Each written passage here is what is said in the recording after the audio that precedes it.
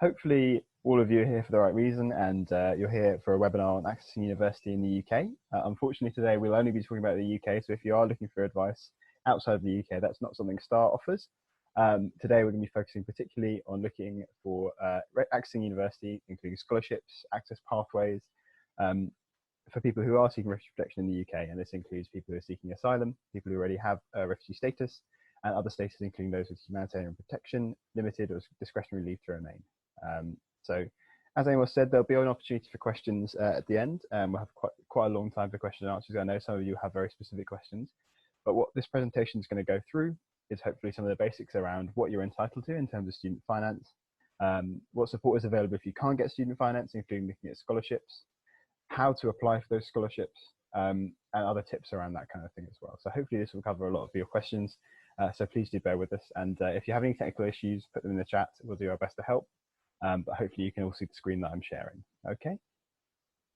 So first off, as Amos said, I'm the Equal Access Coordinator at STAR. And STAR, Student Action for Refugees, is a national charity. We've been going for 25 years now. And we work in the UK with 34,000 students, a movement of students who welcome refugees into the UK. So we've got those students volunteer at local refugee projects, and this might be in a football club, for example, or a homework club. Some volunteer in cafes, some work with refugees in the local area to improve their English.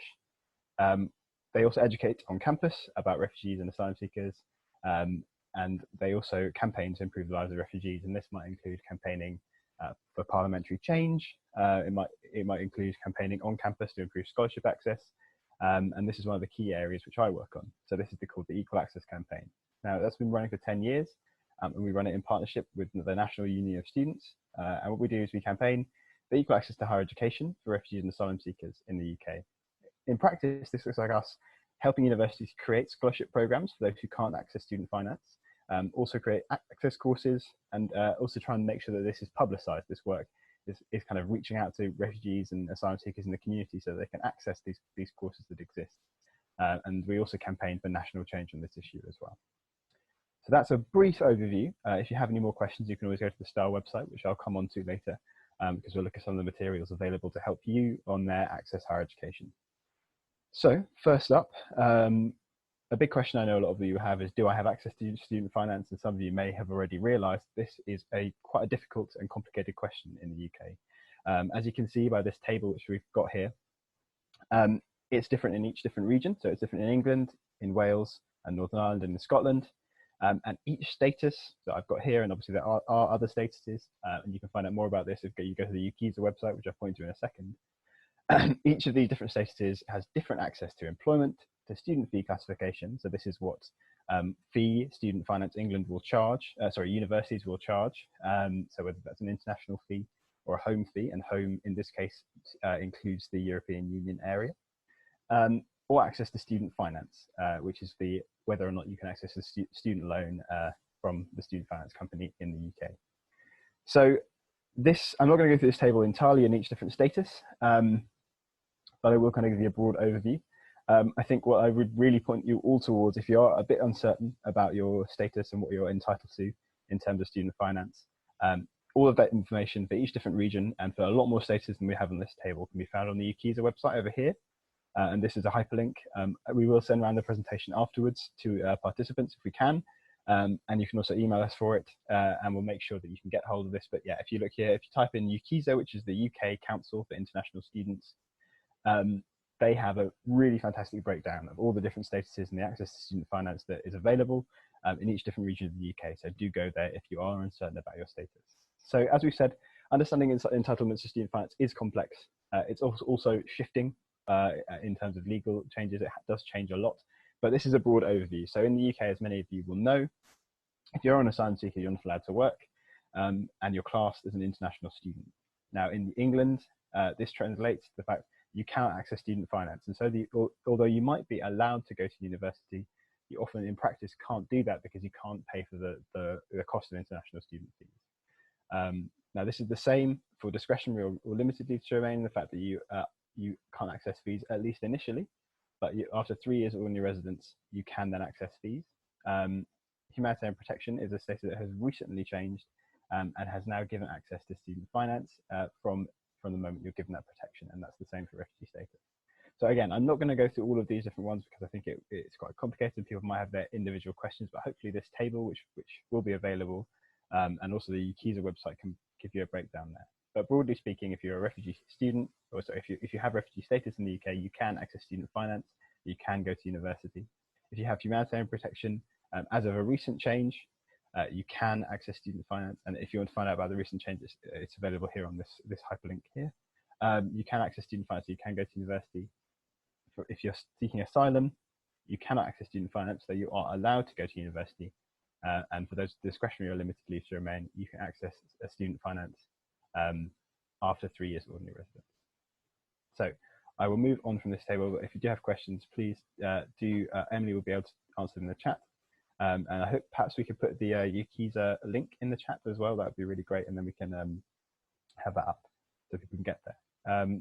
So the UK does, however, have a lot of universities that offer scholarships to those who can't access student finance. And as we discussed just then, this might be someone who's still seeking asylum. It might be someone who's got limited or discretionary leave to remain. And these statuses might mean that you aren't able to immediately access student finance and go to university. Now, a lot of universities have worked out systems where they can support students to be able to go to university so they aren't left in limbo and putting their lives on hold. And this is, I know, what a lot of you will be interested in here today. And what we've done at STAR is collated these scholarship programs, bursaries, and access pathways into a list to try and help people understand what's available, be able to access these things, and work out if they would be able to benefit from these schemes. So currently there's 75 scholarship and bursary programs available in the UK at different universities. That's not 75 places, that's 75 different universities that offer programs.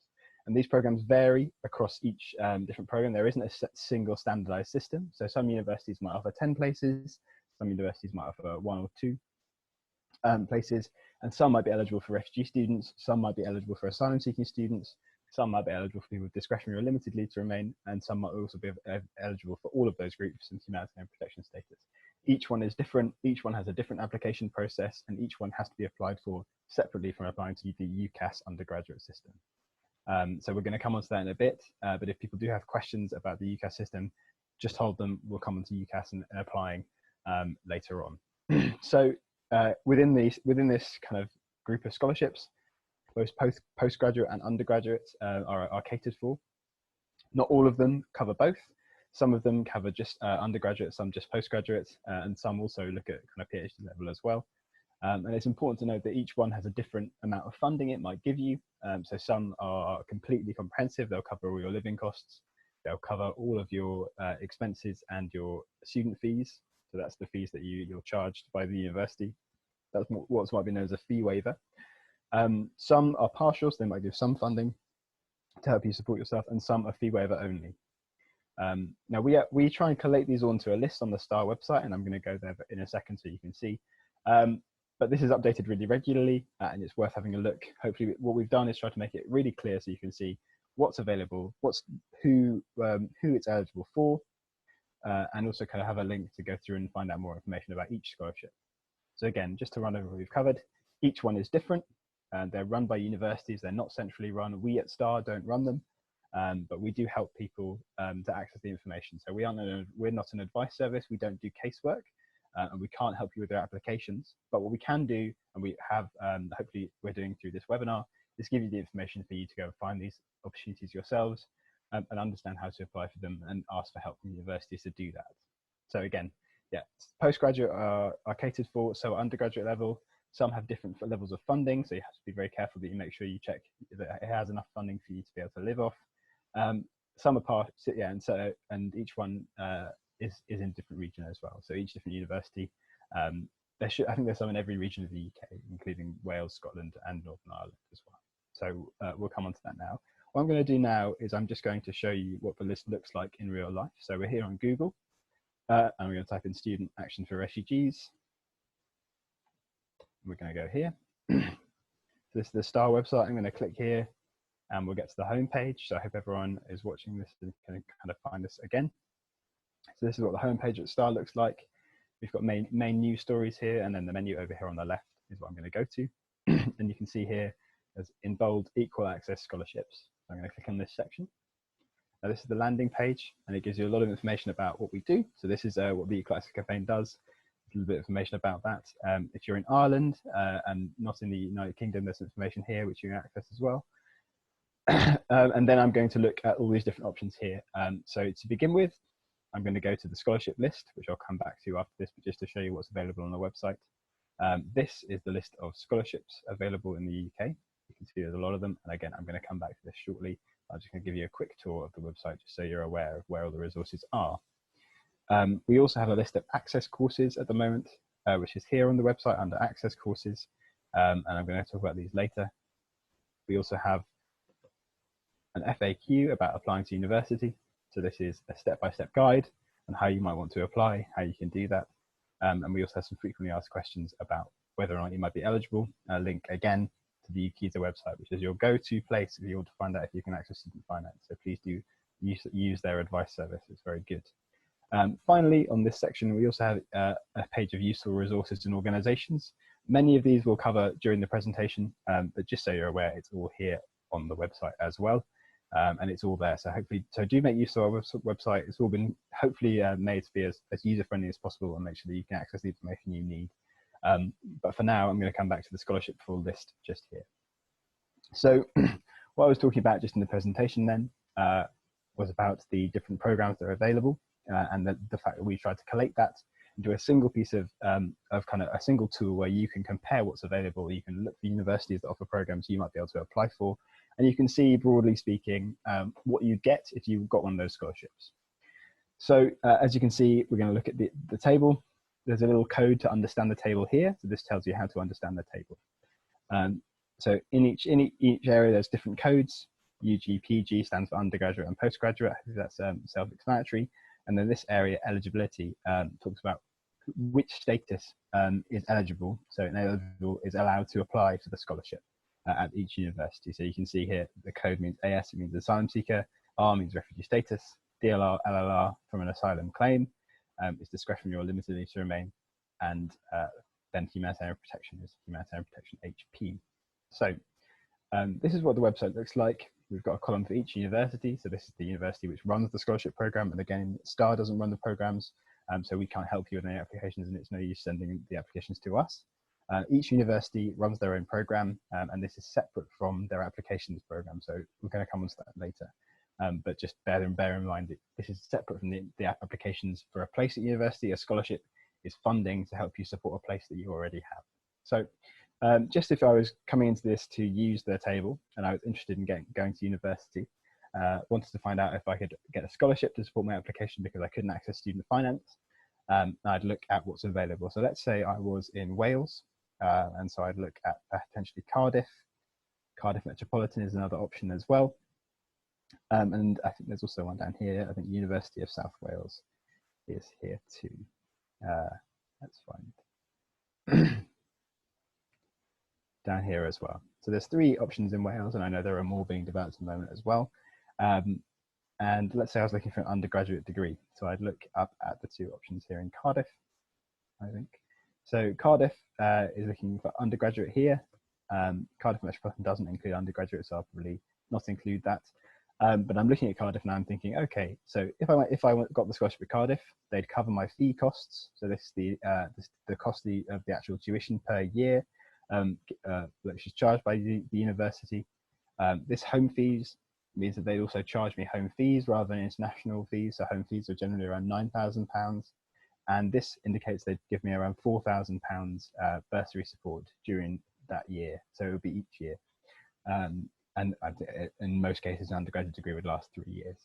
So I'm now thinking, okay, am I eligible? So I can see from this column that those who are eligible, for Cardiff University include asylum seekers, humanitarian protection, DLR and LLR. And I can tell that from the code at the top of the table, which is up here, asylum seeker, DLR and humanitarian protection. So now I want to find out a bit more about the actual scholarship program, how to apply, how things work. So I'm going to click through to Cardiff, which hopefully will come up. Here we go. So you can see here at Cardiff, they've got a special landing page on their website. And again, if you are looking to apply, you will have to go onto their website. So use the links that are in the table to take you to the website and kind of teach you a bit more about the actual scholarship program. And you can see that they offer a variety of supports for students who may be asylum seekers. They give you a bit more information about that. And they also give you an email. So if you have any questions about the scholarship specifically, I would really, really encourage you to make use of these emails. They can be really helpful. And universities want to support applications. They want to make sure people are filling the places on scholarships. So do make use of those. So this is all about the scholarship at Cardiff. So this hopefully gives you an idea of how to use the table. So there's loads of information here, and they've also got a helpline and dedicated contact. So yeah, do make use of that. So hopefully that's useful. And yeah, we'll share these links as well so you can have a go yourselves. But hopefully that gives you a brief idea. So we'll come back to the main presentation. So yeah, as we've seen, this is what it looks like on the website. These are the scholarships available, and we've gone through kind of how they differ, how each one runs. Now, the application process for scholarships is slightly different to the application process for university.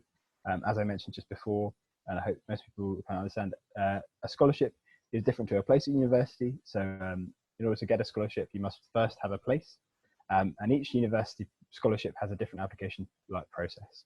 Each one will have different ways they might kind of find out about whether you're eligible for the scholarship. They might require different forms, and they're not done centrally. So you have to go onto each university's website, which is why the link is in the scholarship table here, which you can see. You have to go to each of these to find out how each one works. So the order that you might apply to university for a scholarship would probably look along these kind of lines. So you choose a university with scholarships. So you can find this out on our list here. So you might choose Bradford, you might choose Brunel, Dundee, and you then apply through UCAS unless you're a postgraduate student. So UCAS is the UK admission system for higher education, and it's done centrally. And what you do if you're applying for an undergraduate course is you apply to 5 different universities for the same course or similar courses. You do one personal statement, and that entire application gets sent to those 5 universities that you choose.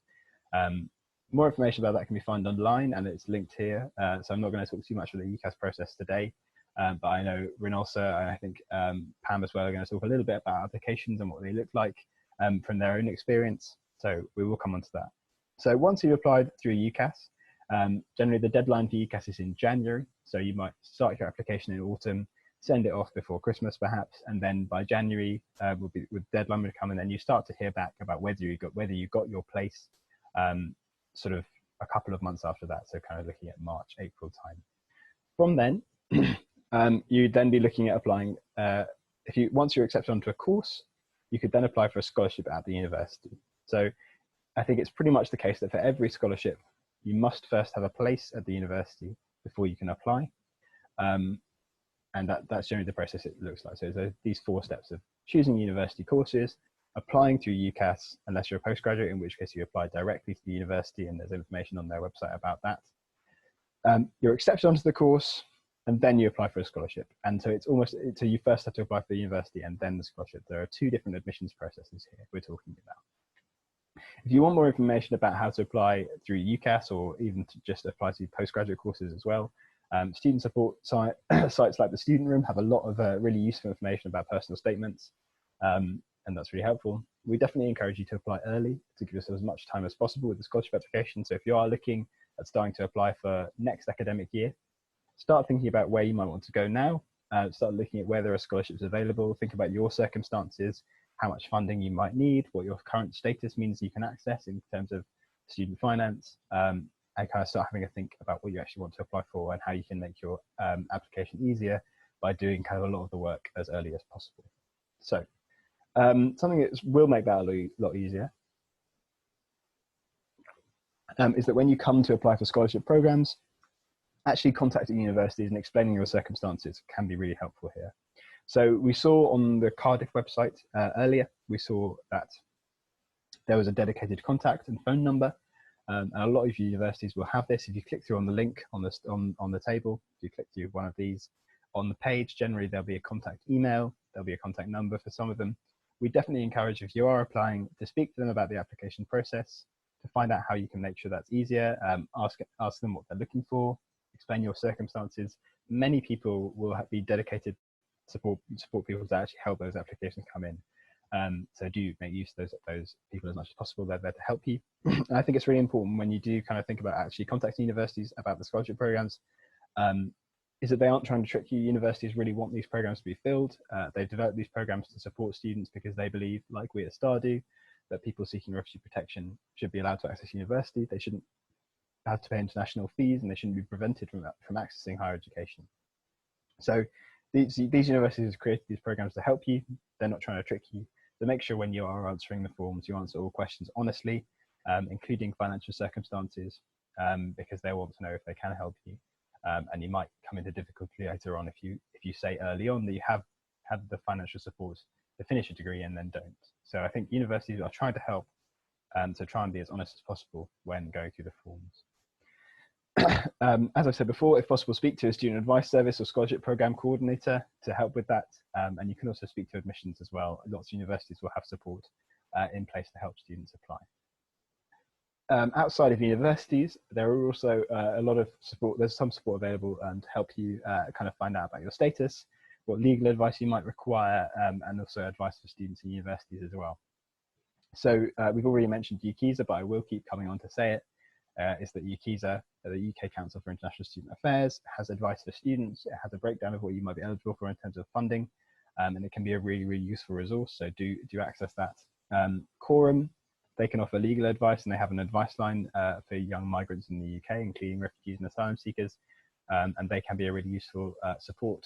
Kind of their STAR, which is us, we have our list of scholarships, which we've already said there. We don't do one-to-one casework, and we don't support answers. We don't support individual cases, but we do provide information. So do use our website, share our website as well. And we do have some resources and organizations on the website as well.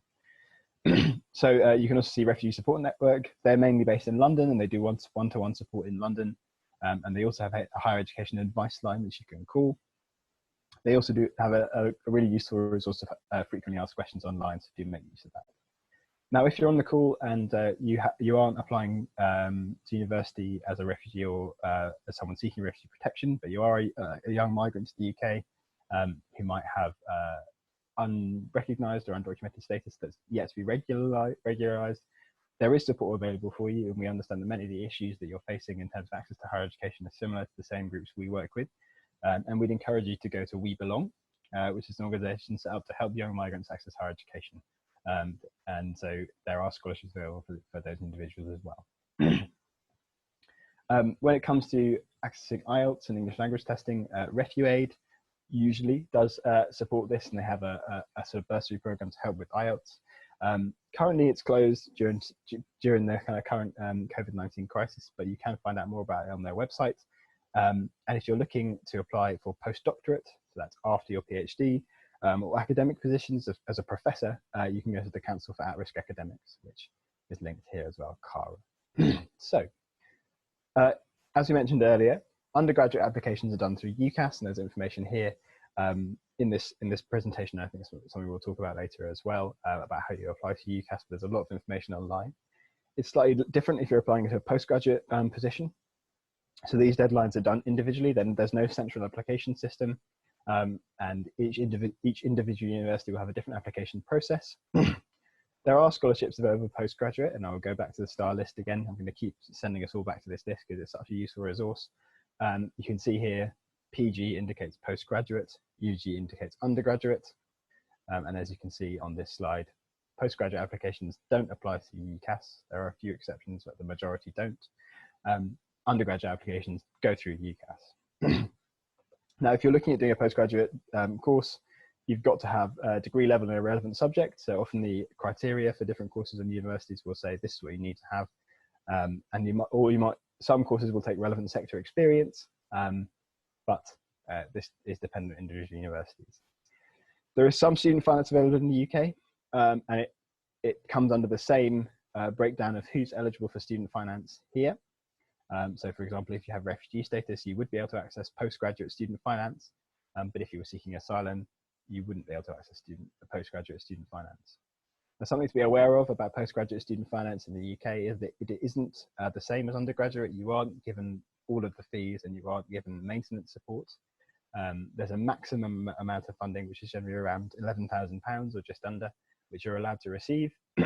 And this is in the same form as a student loan and dealt with in the same way as the UK student loan. And more about that can be found on student loans online as well. So, as we said already, there is external support to help you with applications and processes. We've said STAR, we're a campaigning organisation, but we aren't an advice service, but there are many that are there to help. So you can access the Higher Education Advice Line with Refugee Support Network. UKISA has advice on fees and entitlements to student finance. Quorum has the Migrant Children's Project, which will give support in terms of like legal support and advice. The Refugee Council has therapeutic services and pastoral care as well, which you can access if you have any need to. And UCAS also has a special area of advice for refugees and asylum seekers, which is really useful. And we'll actually go and have a quick look at that now as well. If it works.